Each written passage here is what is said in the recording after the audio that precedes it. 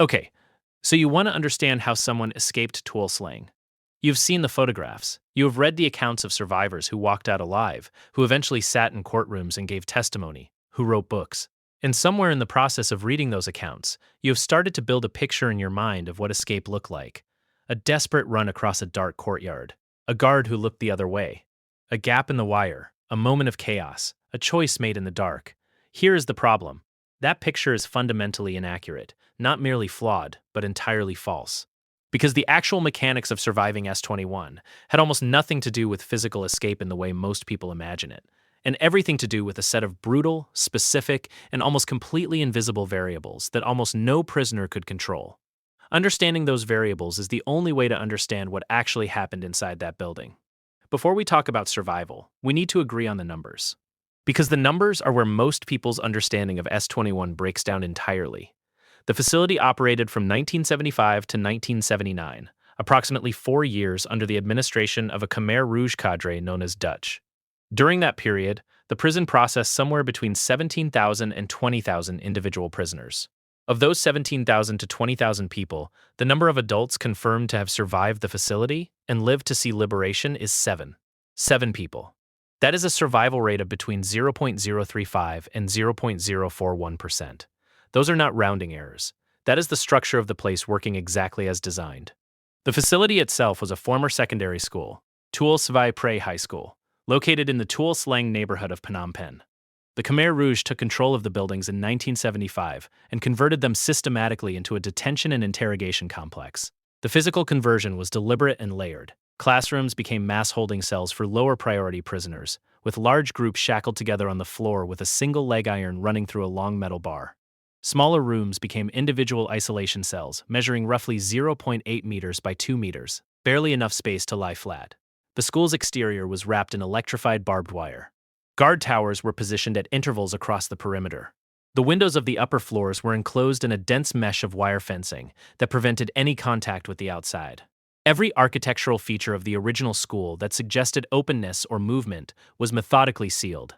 The security architecture went beyond the physical barriers. The staff-to-prisoner ratio at S-21 was exceptionally high compared to most detention facilities in any era. Estimates from the tribunal proceedings place the guard force at anywhere from 1,500 to 2,000 personnel over the course of the prison's operation, including interrogators, administrative staff, and guards working in rotating shifts. Prisoners were kept shackled to their beds or to the floor at all times except during interrogation sessions. Movement inside the facility was controlled to a degree that made independent navigation of the building essentially impossible for anyone not wearing a Khmer Rouge uniform. The guards were themselves subject to internal surveillance. Dutch's administration monitored staff behavior closely, and guards who showed leniency toward prisoners were considered politically suspect. The incentive structure for the people holding the keys ran entirely in one direction. So what did survival actually require? The 7 confirmed adult survivors did not escape in the physical sense. They were not extracted. They did not tunnel out. They were kept alive because they had something the facility's administration needed. The documented cases are consistent on this point. Vann Nath was a painter. Dutch wanted paintings of Pol Pot, large formal portraits to be distributed and displayed. Vann Nath was identified in the intake process as someone who could produce them. He was pulled from the general population and given materials. Bou Meng was also a painter. His story follows the same structure almost exactly. Chum Mey was a mechanic. The typewriters used by the administrative staff for documentation broke down regularly. Chum Mey could repair them. These were not lucky accidents. These were calculated decisions made by the administration based on a specific calculus of utility versus risk. Here is what that calculus looked like from the inside. Every prisoner at S-21 arrived already classified as an enemy of the revolution. The baseline assumption upon intake was guilt. The interrogation process was not designed to determine whether a prisoner was guilty. It was designed to produce a confession that confirmed guilt and extracted the names of additional individuals to be arrested. The timeline from arrival to execution was, for the vast majority of prisoners, between 1 and 3 months. That was the standard operating cycle. Being kept alive beyond that window required the administration to make an active decision to override the standard process. For the painters and the mechanic, that decision was made. For everyone else, the process ran on schedule. The physical conditions made independent survival attempts close to impossible even before accounting for the security layers. Prisoners in the mass holding cells were fed twice daily, small portions of rice gruel insufficient to maintain body weight over time. The documentation from survivor testimonies describes progressive physical deterioration beginning within the first weeks of detention. By the point most prisoners had been inside S-21 for 60 days, their physical condition had degraded to a degree that would have made sustained physical exertion extremely difficult. The combination of malnutrition, forced immobility from the shackling arrangements, and the psychological effects of systematic interrogation meant that even if a physical gap in the security had presented itself, most T prisoners would not have had the physical capacity to move through it. There were attempted escapes. The prison records, which Dutch's administration maintained with unusual precision, document instances of prisoners attempting to break free or resist. Resistance during interrogation was handled with escalated force. Escape attempts resulted in immediate execution and, in some cases, collective punishment of the cell block the prisoner had been held in. The documentation function of the administration was itself a form of deterrent. Prisoners knew that their names, their photographs, their family connections, and the names they had already provided during interrogation were all on file. Even if a prisoner had somehow cleared every physical barrier, they were escaping into a city entirely under Khmer Rouge control, where an ethnic Cambodian of working age without documentation and without a recognizable agricultural role had no viable cover identity. The end of S-21 came from outside. On January 7, 1979, Vietnamese military forces entered Phnom Penh. The Khmer Rouge administration of the city collapsed rapidly. In the days immediately preceding the Vietnamese arrival, as it became clear that the regime was losing control of the capital, the guards at S-21 executed the remaining prisoners still held in the facility.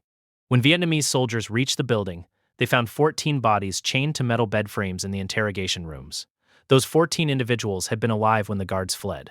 The 7 survivors who lived were outside the facility when liberation occurred, having been moved or were elsewhere on the grounds in circumstances that varied by individual. None of them walked out through a gate they had opened themselves. The arithmetic of those 4 years is worth sitting with directly. Between 17,000 and 20,000 people entered S-21. 7 adults confirmed survived. That means for every 2,500 people who passed through the intake process, approximately 1 person was still alive when the Vietnamese arrived. Some children were brought to the facility with arrested parents.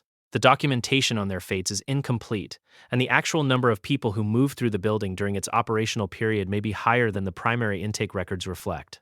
The directional reality does not shift. This was a facility designed and administered to produce one outcome for almost every person inside it. Dutch was arrested in 1999 and tried before the extraordinary chambers in the courts of Cambodia, the tribunal established to prosecute senior Khmer Rouge leadership for crimes against humanity. He was convicted in 2010 and sentenced to life imprisonment after an initial sentence of 35 years was extended on appeal.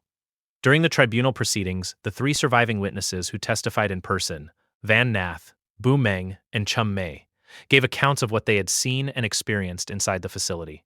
Vann Nath died in 2011. Dutch died in 2020 while still serving his sentence.